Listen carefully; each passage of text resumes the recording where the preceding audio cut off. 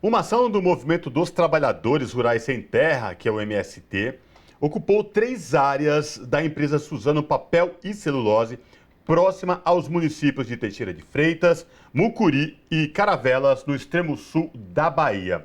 Sobre essa questão, nós falamos agora com Eliane Oliveira, que é da direção estadual do MST, lá no estado da Bahia.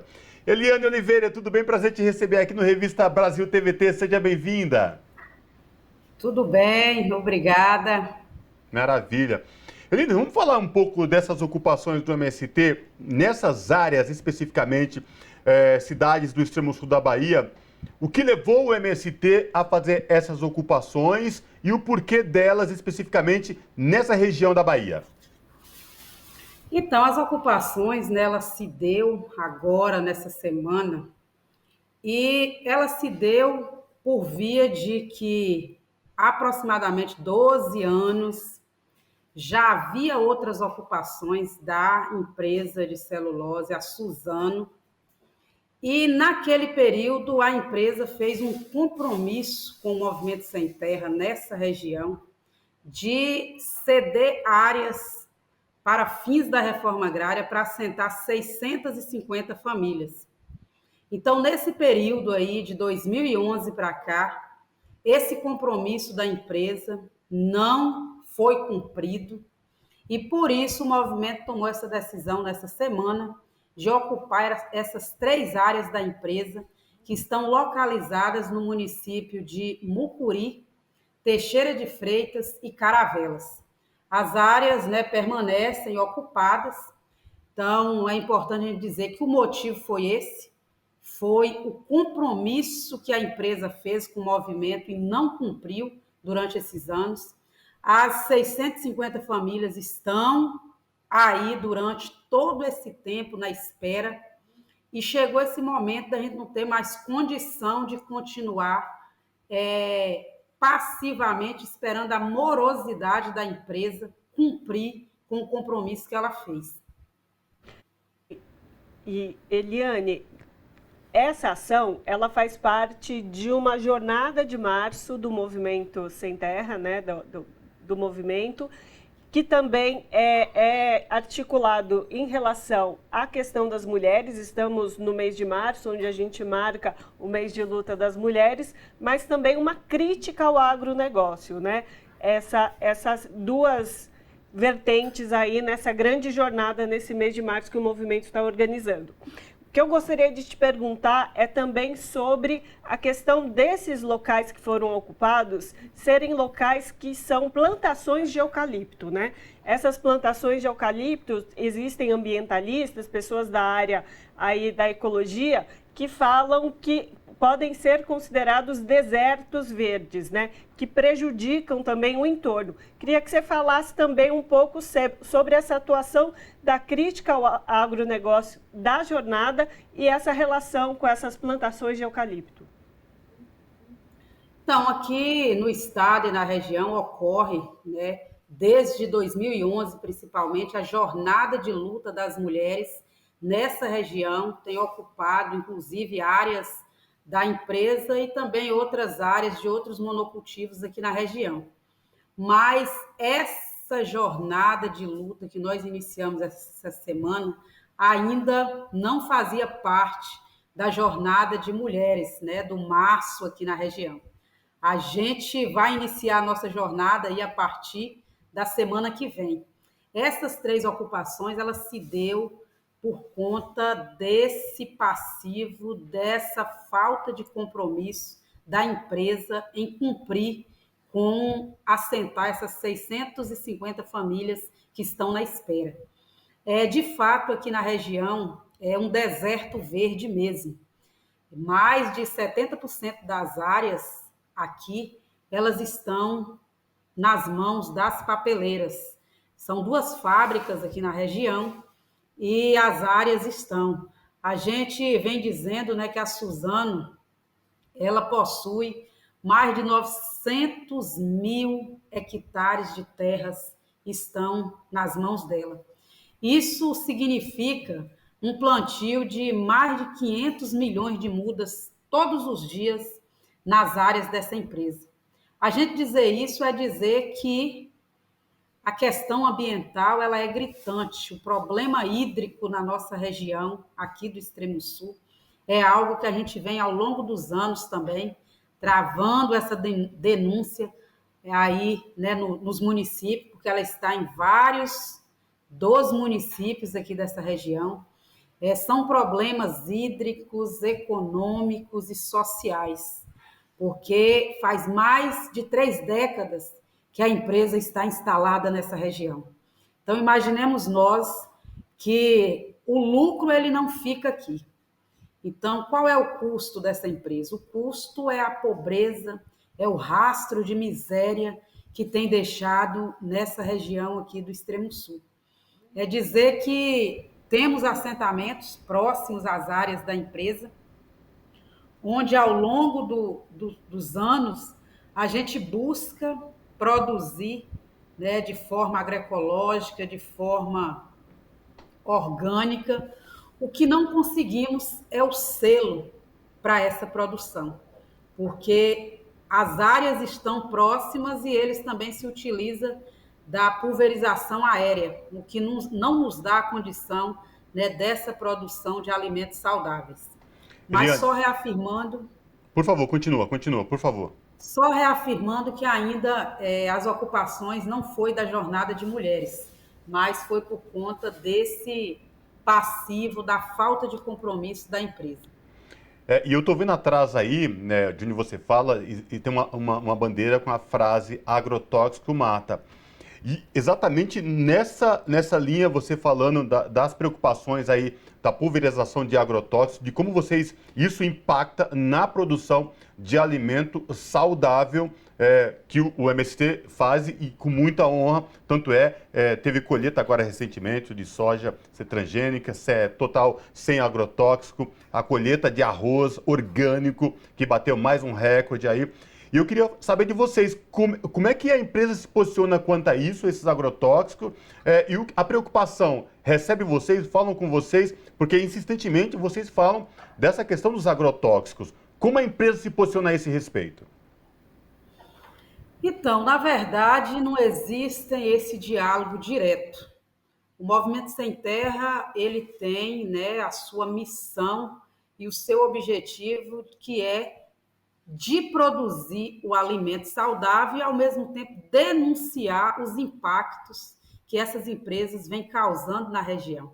Então, essa tem sido a nossa tarefa, da denúncia, né, através de audiências públicas provocadas aqui na região, através dos meios de comunicação, mas nós sabemos, ela, como se diz, né, é a maior produtora de celulose do mundo. Então, não é fácil através de uma simples denúncia. Então, a gente não tem esse diálogo direto com ela, mas a gente tem feito essas denúncias para que, de alguma forma, a sociedade tome conhecimento de todos os impactos que a empresa vem causando nessa região e em outras, onde ela, obviamente, está instalada. Eliane, na verdade, segundo informações do Brasil de Fato, a empresa diz que não colocou em prática essa negociação que foi feita com o movimento lá em 2011, porque falta alguns recursos públicos do estado ou do município.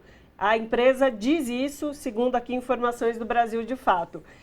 Vocês têm algum retorno também do estado, do governo, referente a esse compromisso que a empresa tem de realizar esse assentamento, como você já bem explicou?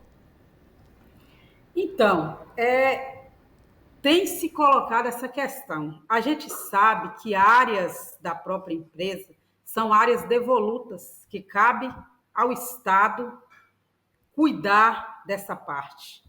Então, o que cabe a nós é organizar o povo, é colocar na terra para que a área seja desapropriada, e cabe à empresa também fazer essa pressão ao governo do estado e ao governo federal para que essas áreas elas sejam de alguma forma desapropriada e destinada. A minha pergunta é: em 12 anos, essa é a resposta da empresa de que não cumpriu ainda com o compromisso que ela própria fez de assentar 600 famílias, eu acho que 12 anos é muito tempo, pelo menos para nós que estamos nas áreas de assentamento esperando, dentro dos acampamentos espremidos, onde as famílias não têm onde produzir, é muito tempo. Então, a pergunta eu devolvo à empresa. Caberá a ela fazer a pressão ao governo, porque quem vai resolver essa questão não somos nós sem terra. É o governo do estado, das áreas devolutas, que a empresa tem se apossado, e são muitas nessa região. Então, essa também são uma das nossas denúncias. Aliás, não, Eliane, só se pronunciou depois que o movimento ocupou essas áreas, que fique claro, porque até então não havia nenhum posicionamento. Mas, Eliane, além dessas áreas também, o movimento ocupou também outras regiões próximas, que também não tinha produção de eucalipto, mas na região da Bahia. Como é que está a situação do movimento no estado da Bahia? Como é que está as ocupações de vocês? Quantas famílias a gente está falando? Enfim, o que você pode falar para a gente aí da luta do movimento no estado da Bahia? Então, na Bahia, ocorreu, né, desde janeiro que vem acontecendo as ocupações na região. Então, só essa semana, dia 1º, aconteceu, né, aliás, dia 28, dia 1º, a outra ocupação das mulheres em uma região da Bahia.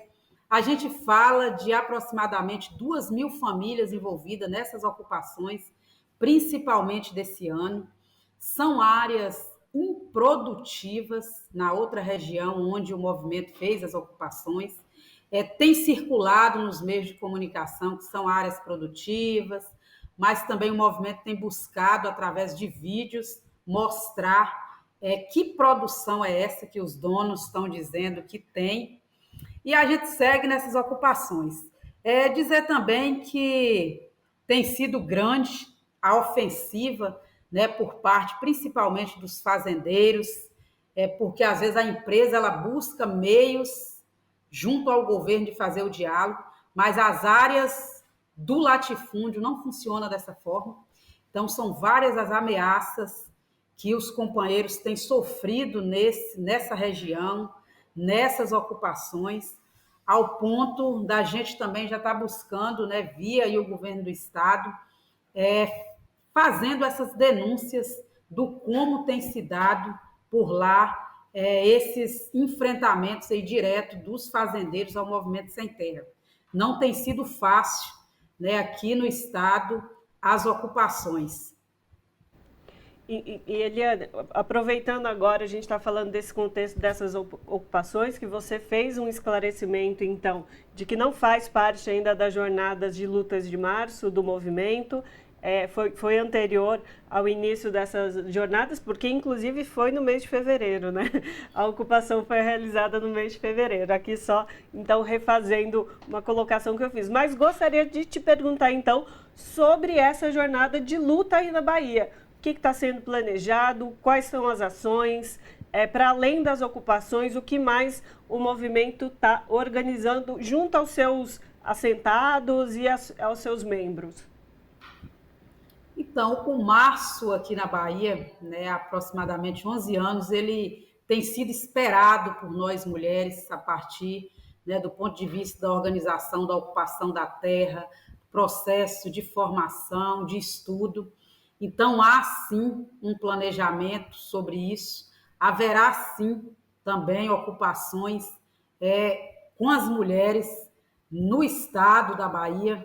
A gente tem feito aí o nosso planejamento, as nossas reflexões, e o que eu posso dizer é que haverá ocupações, sim, no estado da Bahia, agora no março, nos próximos dias, não só na região do Extremo Sul, mas na Bahia. Eliane, para finalizar, mês de março, você, liderança de um dos maiores movimentos sociais desse país, mulher negra, ativa nas lutas, literalmente. Como é que é lidar com isso diariamente? A gente sabe que dentro do movimento não tem muito essa questão de enfrentamento contra o fato de uma mulher negra ser liderança. Como é que é para fora do movimento se impor e lidar diariamente, tem que lidar com essas questões, Eliane? Aproveitando que estamos no mês de março. Então, é uma pergunta bastante instigadora, motivadora, né? Porque sabemos que enquanto mulher nesse país, sempre temos que impor às vezes para poder ocupar o nosso espaço de mulher. Então, enquanto mulher negra, militante, mãe sem terra, a gente tem buscado, né, nos espaços não só denunciar, mas acolher e tratar do nosso direito de mulher.